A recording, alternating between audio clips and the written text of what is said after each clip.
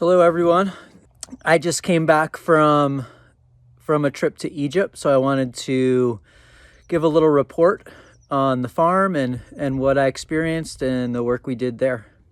So, the farm in general looks to be running very successfully. It's growing food successfully, it's raising livestock successfully, and there's a lot of different ventures that they have going that I'll go into in a little bit. So the first one is the new property. You'll see on the slideshow some shots of the new property. The new property is right down the street from the existing farm, and we purchased 5 acres there for $50,000. And on that 5 acres, there's an existing mango orchard with about 1,000 mango trees that are already there. Harvest time for mangoes is around June and into July. All the trees aren't producing. There's currently not any good water, but when they're producing, they expect about 8 to 10 tons of mango harvest off of those trees. Some do need to be replaced. So for that property, the 5 acres, for it to be viable and ready, Muhammad estimated about $3,000 worth of irrigation supplies, and then they'll also need some tree replacements to fill in the ones that have died or have been diseased. So that's the new property. There's also another 5 acres available for purchase adjacent to the 5 acres that we purchased. Same thing, it's a mango orchard, and that's also available at some point. Another venture they have going on is a livestock program at the farm. They're currently raising cows. They're raising feeder steers. So they're purchasing steers at about 6 months old and feeding them on site at the farm for 6 months to a year. They're growing them to be, about 1,500 to 1,000 kilos. So that's anywhere between 800 and 2,000 pounds is where they're going for harvest weight. They're harvesting and butchering in-house, saving cost, and distributing that meat directly to the widows, directly to families. While I was there, we butchered a water buffalo. It was about 600 kilos at harvest time. We ended up with, so that's about 1,200 pounds. We ended up with a good, 600 or 700 pounds of meat that was distributed that day. So the cows are working for them in the way that they're doing it. I got to participate in feeding and cleaning out the stalls and just kind of regular daily care for the cows. Definitely much different than I raise my cows and we raise our cows here, but they do it the way that works best to provide maximum food production. And, all of this information comes from discussions. Like, I had long talks with Mustafa. Mustafa speaks good English, and he was able to convey a lot of this information to me. So another livestock operation they have going is sheep.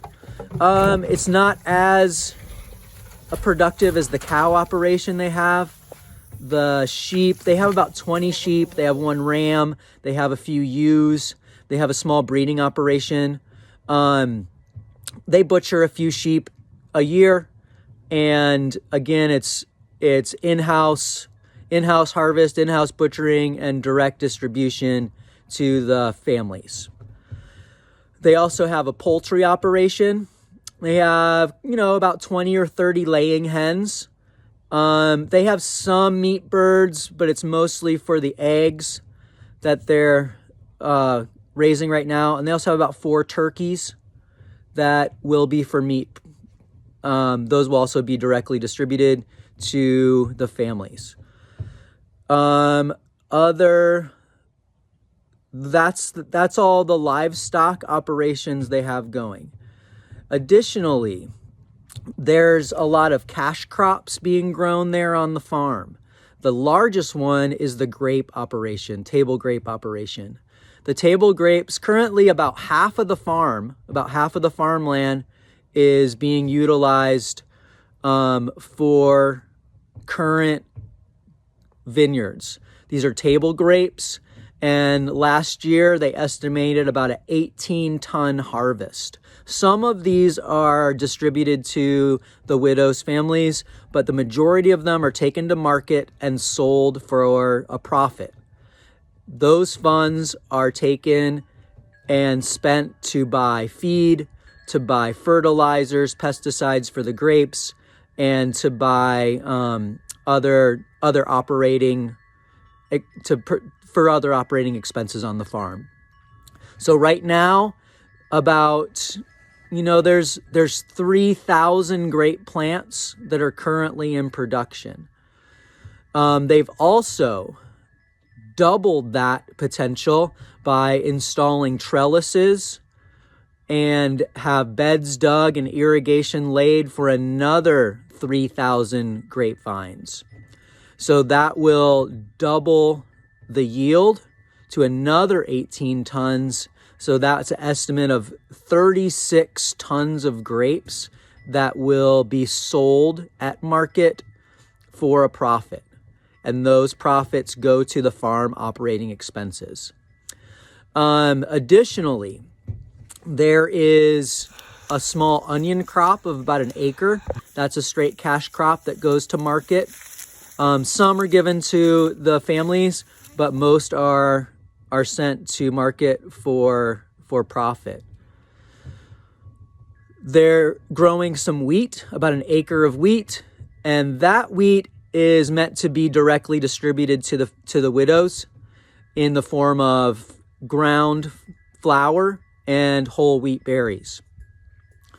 Then there's also a variety of seasonal annual vegetable crops. While I was there was eggplants growing, cabbages, lettuce, some arugula and other greens. We planted some peppers and some more eggplants, and not tomatoes yet, but those kind of crops. Those crops are directly distributed to the widows and not taken to market mostly because there's not that many of them. So those are all the things that are happening on the farm. I stayed upstairs in the apartment that was newly built and renovated. It's nice, and there's a nice shower. There's 2 rooms. It's a really pretty deck on the top, a terrace. So it's a nice comfortable stay, and the trip was good. It was successful, and the farm is running well. One more thing, I did have some ideas of things that I'd like to bring to the farm, but after working there and being there, they have it. They have the farm taken care of. That they don't need me. It's not a U.S. farm. It's not a California farm. It's not a Texas farm. It's an Egyptian farm run by Egyptian farmers, and they have consultants and local people and good friends that have helped them along the way to develop things in the way that farmers work in Egypt. So I'd also just like to share that they're doing a good job in meeting the goal of providing the most food possible for people in need. And it was a good trip. It was a pleasure to work with Mustafa and Tita, and I didn't see Muhammad as much, but and then they also have another young man out there. His name is Muhammad as well. He's actually, his mom's a widow, and he's Mustafa and Tita's cousin. You'll see a picture of all them there on the slideshow. God's Widow's Farm is made possible by supporters of the Cubit Foundation.